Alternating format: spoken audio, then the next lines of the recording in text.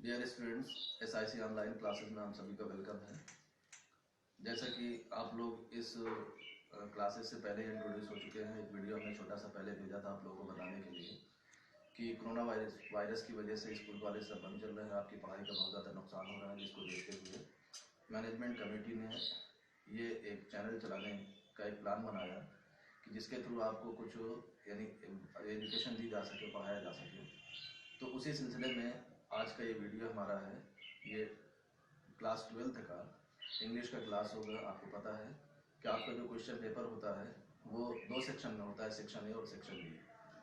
Section A में pros section होता है, टेक्स्ट बुक से आपके उसमें क्वेश्चन पूछे जाते हैं, और सेक्शन बी जो ग्रामर पोर्शन है जिसके लिए आपको अलग से वीडियो मिलेगी उसको पढ़ाने के लिए।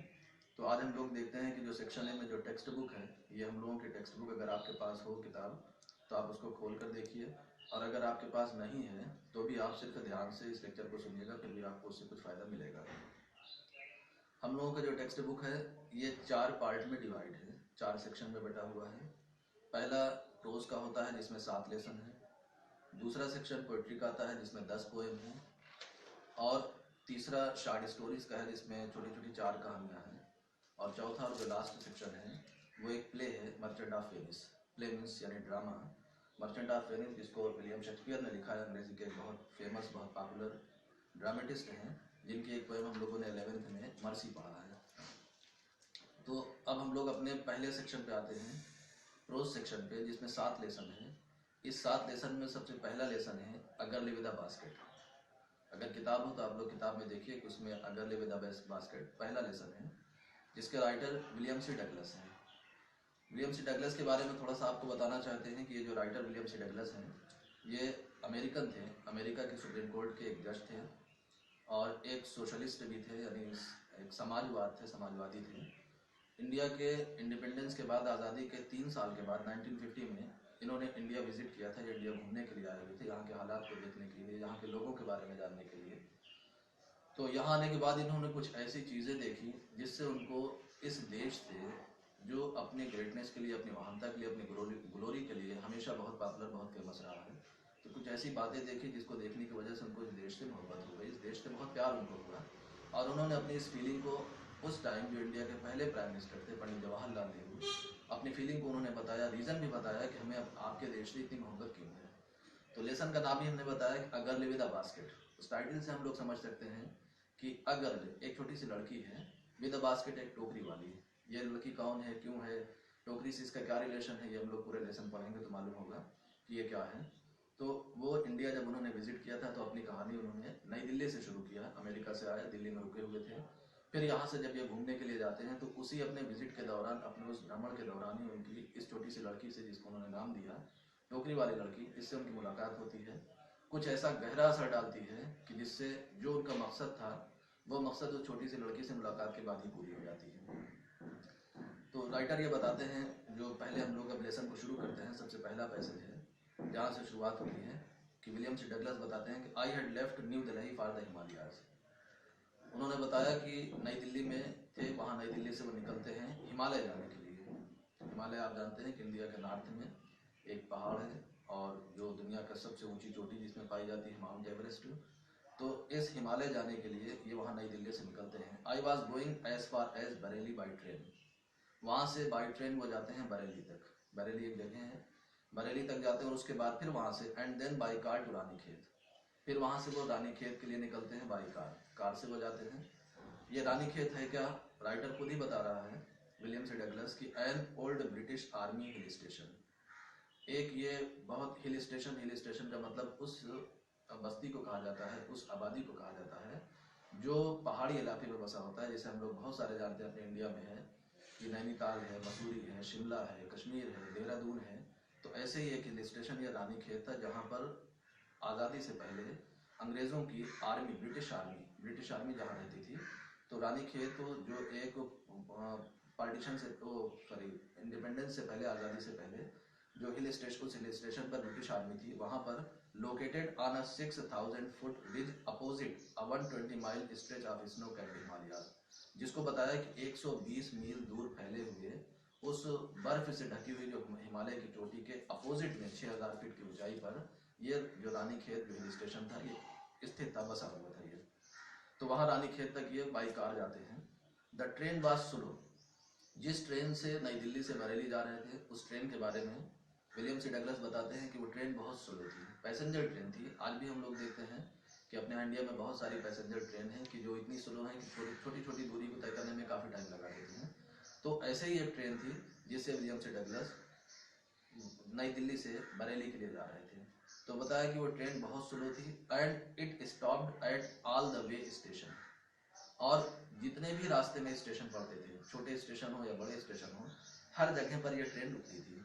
जब ये ट्रेन रुक जाती थी तो एट एवरी स्टॉप, तो राइटर अपना रूटीन बताता है कि जब हर स्टेशन पर ट्रेन रुकती थी तो इसका रूटीन क्या था। उसने बताया कि हर स्टॉप पर आई swung open the door.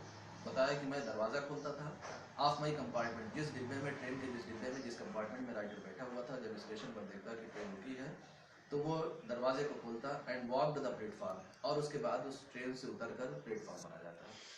Platform पर आता, प्लेटफॉर्म पर वॉक टहलने लगता। टहलने के बाद उनकी रूटीन क्या थी, वो करते क्या थे। पहले तो जब प्लेटफॉर्म पर आते तो उन्होंने प्लेटफॉर्म पर देखा, हर प्लेटफॉर्म की यही कहानी थी कि the platforms were packed with people. जो प्लेटफॉर्म था वो भरा हुआ था, एकदम लोगों से भरा हुआ था। और लोग में भी तरह तरह के लोग, मेरी टाइप ऑफ पीपल वहाँ पर थे। जैसे बताया उसने कि Sikh, Muslims, Hindus, soldiers means सैनिक सिपाही, और मर्चेंट्स यानी व्यापारी, प्रीस्ट पुजारी, पोर्टर्स कुली, बेगर्स भिखारी, और हॉकर्स माने जो फेरी वाले जो घूम के सामान बेचते हैं, पेपर बेचते हैं और थोड़े सामान बेचते हैं, चाय बेचते हैं। तो ये हम लोगों के स्टेशन पर हाकर्स दिखते हैं आज भी। तो ये सारे हाकर्स, बेगर्स, पोर्टर्स, पुजारी और व्यापारी, सैनिक, हिंदू, मुस्लिम, सिख, सारे तरह के लोगों से प्लेटफॉर्म भरा रहता था। Almost everyone was barefoot.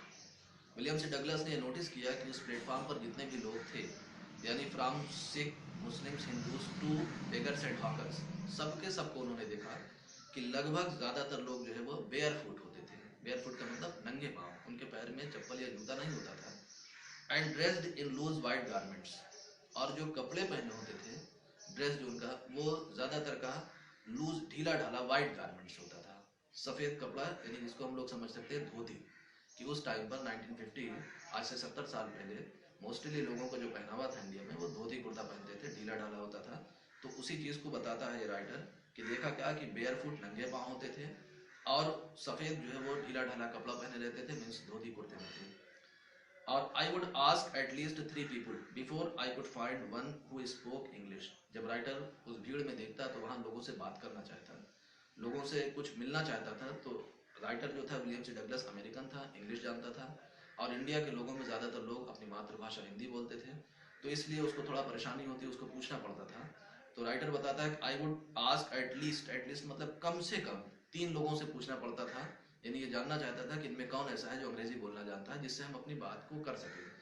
तो कम से कम बताया उसने कि कम से कम 3 लोगों से पूछता, तब जाकर before I could find one, तब जाकर कोई एक ऐसा मिलता हु स्पोक इंग्लिश, जो इंग्लिश बोलना जानता था। जब वो आदमी 3-4 लोगों से पूछते, उनमें से 3-4 लोगों के बाद कोई एक इंसान ऐसा मिलता जिससे उसको इंग्लिश में वो आसानी से बात कर सकता था। तो we would talk world affairs, तो राइटर उनसे बात करता था। और बाद में बताया कि बात क्या करते थे, वी वुड टॉक, हम लोग बात करते थे वर्ल्ड अफेयर्स, दुनिया के बड़े बड़े मामला पर, जो अफेयर्स मतलब जो भी मामला है, and every major topic the news of the day produced, और हर बड़े बड़े टॉपिक पर, हर बड़े बड़े विषय पर दिन की जो बड़ी खबर होती थी। जैसे हम लोग आज देख सकते हैं कि आज पूरी दुनिया में सबसे बड़ा टॉपिक जो है वो कोरोना वायरस है, पूरी दुनिया के न्यूज़ चैनल पर यही एक चल रहा है। तो ऐसे ही उस टाइम के जो बड़े टॉपिक थे, जो बड़ी न्यूज़ थे, उस बड़ी न्यूज़ पर या बड़े टॉपिक पर, और जो वर्ल्ड अफेयर्स थे उस पर राइटर उस इंडियन से जो अंग्रेजी बोलना जानता था, जो उस प्लेटफॉर्म पर उनको मिलता था, उससे राइटर बात करते थे। इन दिस वे, बात करने का मकसद क्या था वो भी बता रहा है कि विलियम सी डगलस की क्यों प्लेटफॉर्म पर अपना टाइम वेस्ट कर रहा था, जैसे लोगों से बात कर रहा था। तो टाइम वेस्ट नहीं करता था, वो यहाँ घूमने आया था, यहाँ इंडिया की मेंटलिटी को, यहाँ के लोगों की सोच को थोड़ा सा वो जानना चाहता था। तो इन दिस वे कहा कि इस तरह से I was trying to get a feel of the pulse of the nation. वो कहा कि मैं कोशिश करता था जानने की कि यहाँ के लोगों की जो फीलिंग है, जो राष्ट्रीयता की, जो नेशनलिस्टिक फीलिंग है, वो क्या है। और checking opinions against official attitude and reports, और ये देखना चाहता था कि जो यहाँ के लोग हैं, अपने जो इनके सरकारी जो रिपोर्ट्स हैं, जो इनके सरकारी डेटा है, जो एटीट्यूड है, उसके बारे में इनका अपना क्या ओपिनियन है, वो जानने की वो कोशिश करता था। ये हम लोगों ने आज के इस छोटे से क्लास में 2 पैसेज को हम लोगों ने पढ़ा। इस 2 पैसेज में आप लोगों के पास बुक है, उसको आप लोग देखिए, उसको रिवीजन करिए। अगर कोई दिक्कत होगी तो फिर आप हमको जो है वो फीडबैक देकर आप हमसे पूछ सकते हैं। व्हाट्सएप नंबर पर आप हमसे कांटेक्ट कर सकते हैं। किसी लाइन में, किसी वर्ड में अगर कोई परेशानी होगी तो आप हमसे उसके बारे में कांटेक्ट करके आप हमसे पूछ लीजिएगा। बस इतना है आज का। उसके बाद कल आपको इसके आगे की कहानी है उसको हम लोग कल पढ़ेंगे।